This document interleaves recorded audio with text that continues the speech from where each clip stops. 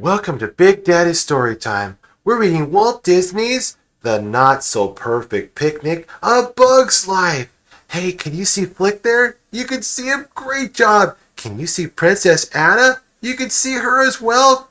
Fantastic. Would you like to read the Not So Perfect Picnic that they had? You would? Okay, let's get started. It was early Monday morning in the ant colony.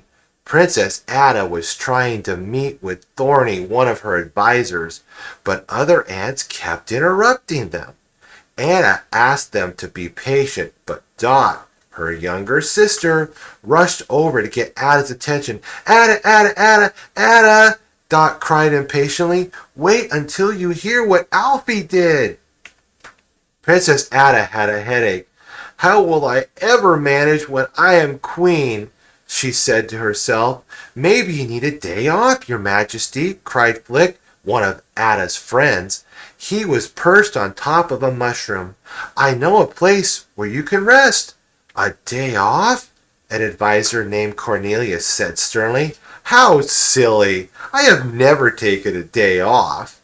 Besides, Thorny added, Flik's ideas always turn into disasters. Nuh-uh, Dot argued. Go on, Atta. I'll help Mom run things while you're gone. Atta smiled gratefully and went to see her mother, the Queen. The Queen loved the idea. A little while later, Flik and Atta set out. Just follow me, Princess, Flik said as they headed away from the anthill. We are going to have one fun-filled, relaxing day. Flik chatted happily as they walked along. Now isn't this a pretty trail? He asked. Proudly, he turned to Atta while he spoke this. And, Flik screamed as he and Atta tumbled into a bog. When they stood up, they were dripping with mud. Flik started to apologize. I'm sorry. But when he looked over at Atta, he saw that she was laughing. It's okay, she said. I love nice cool dip every once in a while. She knew her friend had meant well. Atta wiped the worst of the mud off, and she and Flik headed back towards the trail. The mud soon dried, and Atta wished she could clean it off. Flik looked around. He quickly made a shower by poking holes in a leaf full of dew. Whew, that's sure much better, Atta called, rinsing away the dirt. Atta dried off, and she and Flik set out again.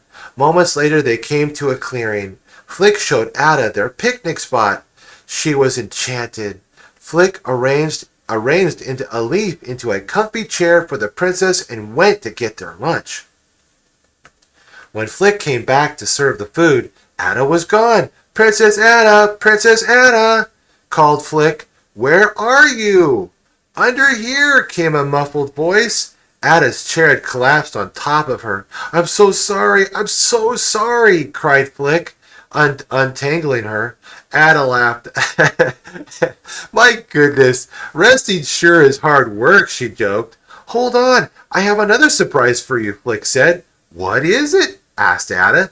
You'll see, teased Flik. He set out to work. In a few minutes, Flik had made an umbrella from wildflower petals. It's to shade you from the sun, he said. The princess was amazed. Suddenly a gust of wind kicked up. It blew away the umbrella and the food. Flik sighed. Oh, nothing was going the way he had planned. He was sure Atta would never want to go anywhere with him again. But the princess wasn't upset at all. The sky began to darken, and the wind blew harder. This has been lots of fun, Atta said, but I'm worried about the colony. Would you mind if we started back home? Flik nodded. I understand, he said. The two ants struggled against the howling wind. Before long, it was blowing them every which way. Atta asked Flik if he had any ideas. Flik moved toward a large plant and made a small shelter. He and Atta ducked inside and waited out the strong winds together. When the storm let up, Flik went to gather some berries. He insisted that Atta stay inside and relax. Before long, the two were feasting on juicy, fancy fruit. Flik pulled out a flute and played his favorite lullaby. My mother used to sing that to me, Atta said dreamily. Flik's music drifted over her while she fell fast asleep. When Atta awoke, she saw Flik making some small repairs to the shelter.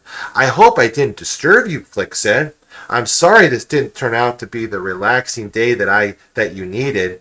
Well, it wasn't what I pictured, but it was filled with fun-filled surprises, Atta replied. I'm really glad I came. Flik blushed. Maybe we should go back to the colony now, he said. Atta agreed, and they headed home. Hi, everyone! Hi, everyone! She called when they arrived. There you are, the queen cried. How did you do today, especially with the storm? We fell in the mud, our lunch got ruined, and we nearly blew away, Atta said. Flik was really embarrassed. He wished he could just disappear. I knew Flik would mess up, said Thorny. Flik did not mess up, Atta quickly responded. He solved every problem cleverly. I never had so much fun in my life. I knew you'd have fun, Dot said. I wish I could have gone with you. The queen grinned. The other ants were amazed. Thanks for such a relaxing day, Flik, Atta said to her friend. Flik beamed with pride. You're welcome, princess. Maybe we could do it again soon. Well, maybe someday, Atta told Flik. Then she looked at her sister and winked. Atta and Dot smiled. Only next time, let's take Dot and check the weather first, Atta said. The three bugs laughed. Everything had worked out perfectly after all. What have we learned today, my friends? We learned from Flik, Atta, and Dot that friends help friends, no matter what. And even if friends' plans don't work out so perfectly, it's the friendship that counts. Remember that. And make sure to like, favorite, and subscribe. Stay tuned for more Big Daddy Storytime. God bless.